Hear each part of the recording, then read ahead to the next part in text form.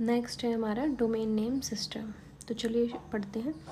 The internet is a vast ocean where information is available in the form of millions of website. जो हमारा internet है एक vast ocean की तरह है जहाँ पे हमारी इंफॉर्मेशन मिलियंस ऑफ वेबसाइट्स के फॉर्म में अवेलेबल है। ठीक है। Each website is stored on a server. हर एक वेबसाइट हमारे सर्वर पे स्टोर्ड है which is connected to the internet, जो कि इंटरनेट से कनेक्ट है। ठीक है। Which means each server has an IP address. तो हर एक इसका मतलब क्या कि हर एक सर्वर का अपना एक IP एड्रेस होगा। Every device connected to the internet has an IP address. और हर एक डिवाइस जो कनेक्ट होगा इंटरनेट से, मतलब हर एक नोड का अपना एक IP एड्रेस होगा। ठीक है। टू एक्सेस अ वेबसाइट, अगर हमें किसी वेबसाइट को एक्सेस करना है तो हमें क्या करना पड़ेगा? We need to enter its IP address on our web browser. तो हमें अपने ब्राउज़र में क्या करना पड़ेगा? उस IP एड्रेस को एंटर करना पड़ेगा। ठीक है। But it is very difficult to remember IP address of a different website as they are in terms of number और स्ट्रिंग।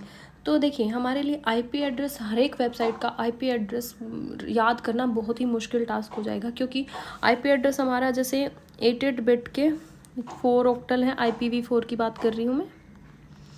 ठीक है। IPv4 में 88 बिट के हमारे 4 ऑक्टल हैं, और जो कि 01 की फॉर्म में ही है हमारा। 01 या 01 जो भी कुछ है, मतलब 01 की फॉर्म में है। तो हमारे लिए ये याद करना बहुत ही मुश्किल टास्क हो जाएगा कि हर एक वेबसाइट का हम IP एड्रेस याद कर सकें। तो IP एड्रेस ना याद करके हम हर एक IP एड्रेस के कोरस्पॉन्डिंग कुछ ना कुछ नेम दे देंगे। ठीक है। तो वो हमारे लिए याद करना ईजी हो जाएगा। ठीक है।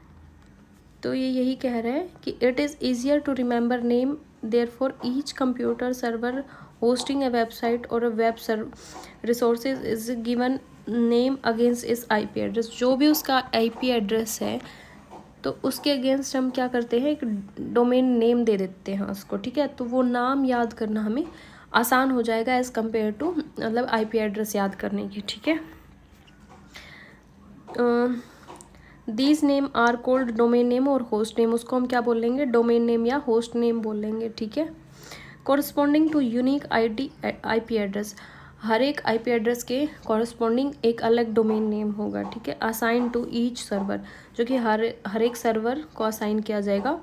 For easy understanding it can be describe as the phone book where instead of remembering each person's phone number we assign name to their numbers. For example IP address and domain name of same websites are as follow. देखिए ये क्या कह रहे हैं कि जब हम phone में अपने नंबर सेव करते हैं तो हम मतलब हर पर्सन का नंबर याद ना करने की बजाय उस पर क्या करते हैं? मान लीजिए कोई नंबर है। ठीक है। ठीक है। तो ये इतना बड़ा नंबर याद करने की बजाय यहाँ पे हम कुछ भी नाम लिख सकते हैं ना, जैसे राम। तो हमें राम याद करना इजी रहेगा एज़ कम्पेयर टू हम नंबर याद करें। तो हमें क्या करेगा? IP एड्रेस भी वैसे मतलब डोमेन नेम सिस्टम भी ऐसे ही है।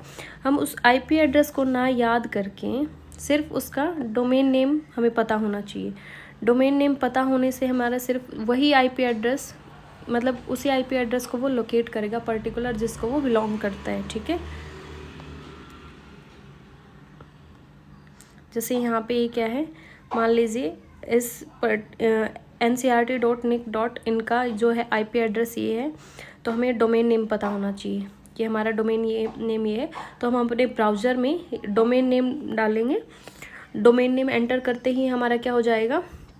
IP एड्रेस, उसके रिगार्डिंग हम जो भी IP एड्रेस होगा वो उसके थ्रू हमारा जो है वेबसाइट ओपन हो जाएगी। ठीक है।